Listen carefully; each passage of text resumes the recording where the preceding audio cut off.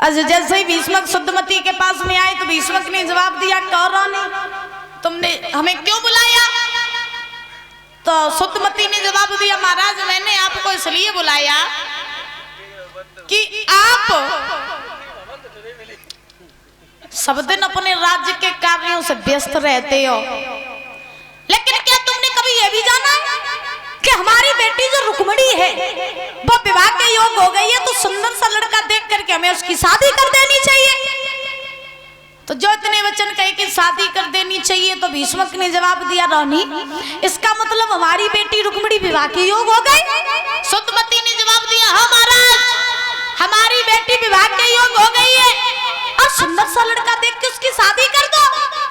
भीष्मक ने जवाब दिया, रानी हमें तो पता ही नहीं चला कि मेरी बेटी कब विवाह के योग हो गई। और सही बात है परीक्षित महाराज, कहा जाता है कि बच्चे कब सयाने हो जाएं माँ बाप को पता ही नहीं चलता है, और बच्चे कितने भी बड़े हो जाएं माँ बाप के लिए तो बच्चे ही रहते हैं। हाँ, तो भीष्मक ने शुद्धमती से कहा, अगर ऐसी बात है कि बेटी के हाथ पीले कर रहे हैं तो चिंता न करो, हम अभी जा रहे और जाए के अपनी बेटी के लिए सुंदर सा लड़का ढूंढे और अपनी जल्दी से जल्दी अपनी बिटिया की शादी कर दिए। तो भीष्मक ने देरी नहीं की, सभा बीच में आए, सभा लगवाई और सभा लगा करके सारे सभा के लोगों को इकट्ठा किया। इकट्ठा करने के बाद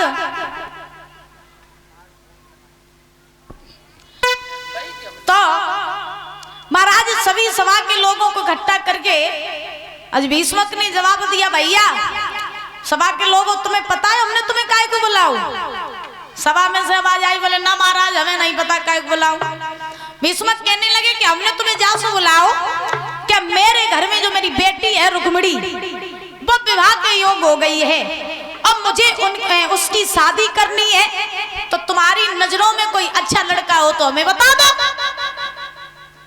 तो महाराज का मंत्र व्यक्ति खड़ा हुआ सभा में से, जब व्यक्ति खड़ा हुआ बोले, महाराज सुनो मेरी नजर में बड़ा अच्छा लड़का है। बोले कौन? तो उस व्यक्ति ने कहा कि क्यों ना रुक्मिणी का विवाह हस्तिनापुर के राजा दुर्योधन के साथ में कर दिया जाए तो कैसा रहेगा?